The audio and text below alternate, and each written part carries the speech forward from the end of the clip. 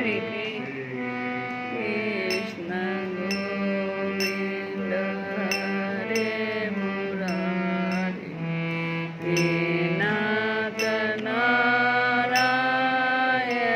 वासुदेव कृष्ण गोविंद हरे मुरारी हे नाथ नारायण वासुदेव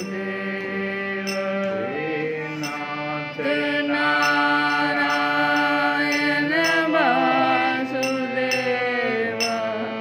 हे नाथ नारायण वासुदेव हे नाथ नारायण वासुदेव हे नाथ नारायण वासुदेव श्री कृष्ण गोविंद हरे मुरारी हे नाथ नारायण वासुदेव राम हरे राम राम राम हरे हरे हरे कृष्ण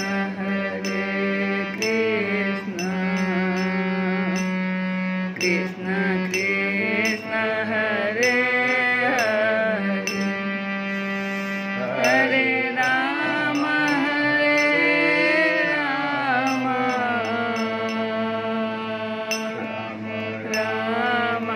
हरे हरे हरे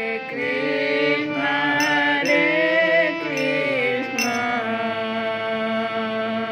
कृष्ण कृष्ण हरे हरे राम हरे राम राम राम हरे हरे हरे कृष्ण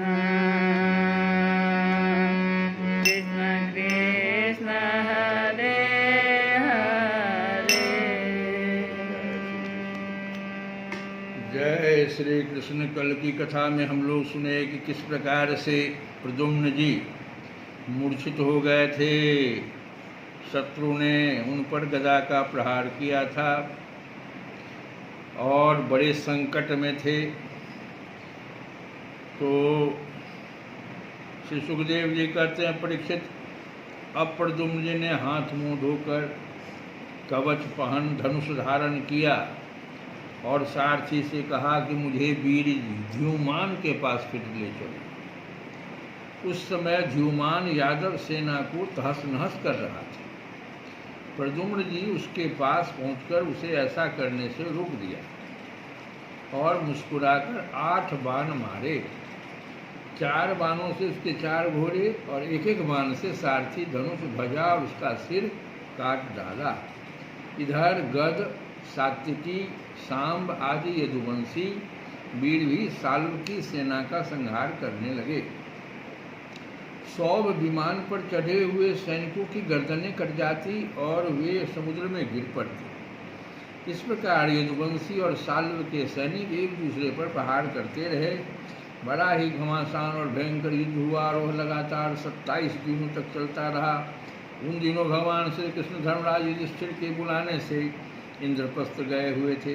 राजसूय यज्ञ हो चुका था और शिशुपाल की भी मृत्यु हो गई थी। वहाँ भगवान श्री कृष्ण ने देखा कि बड़े भयंकर अपशकुन हो रहे हैं।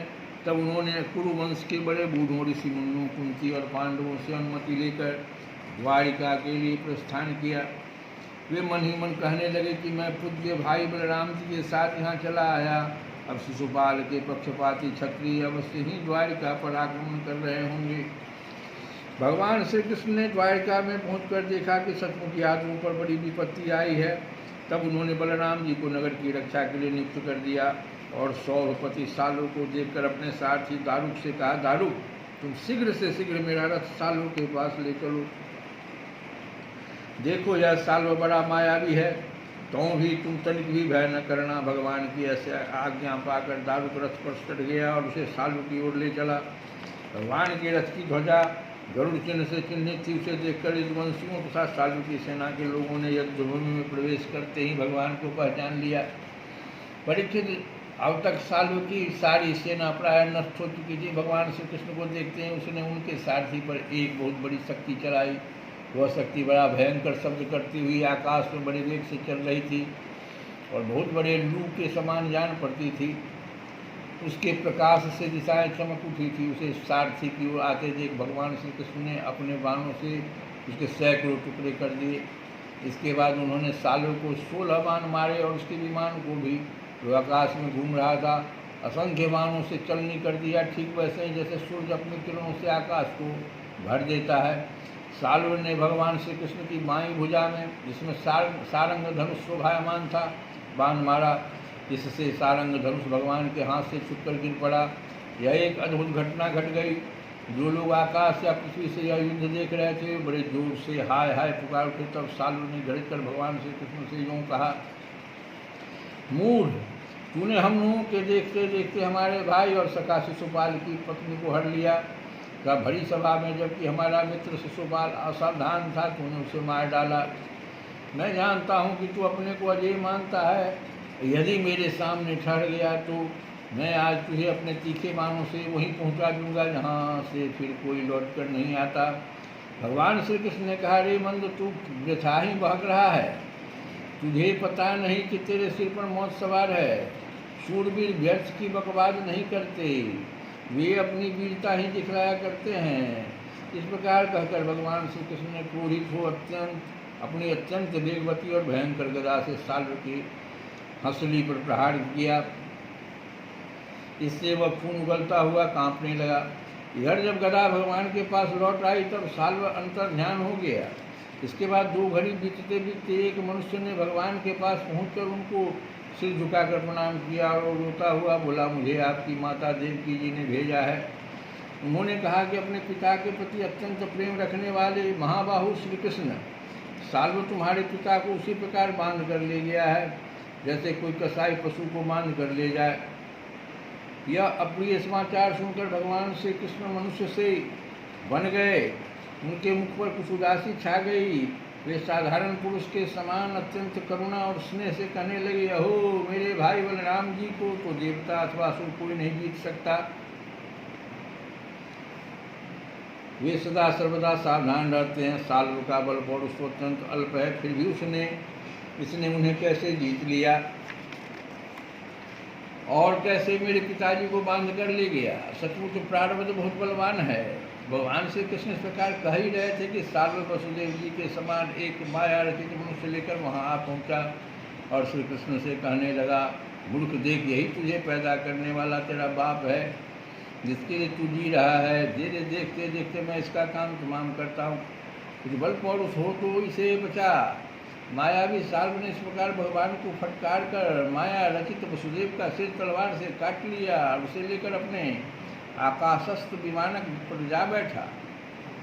परीक्षित, भगवान श्री कृष्ण स्वयं सिद्ध ज्ञान स्वरूप और महान भाव है।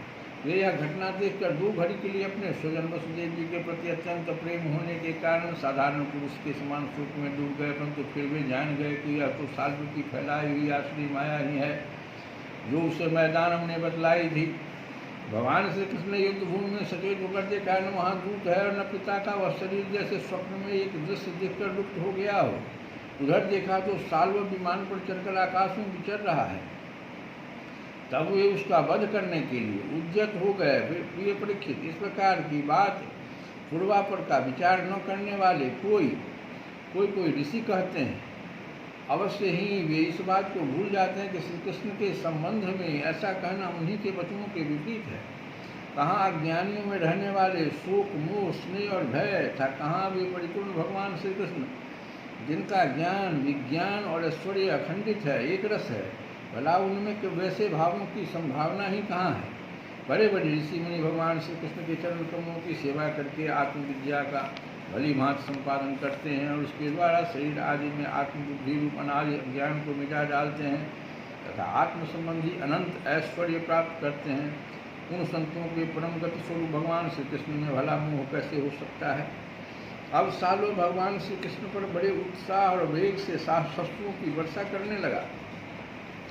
अमोघ शक्ति भगवान श्री कृष्ण ने भी अपने बाणों से सालू को घायल कर दिया और उसके कवच धनुष तथा सिर की मणि को छिन्न भिन्न कर दिया।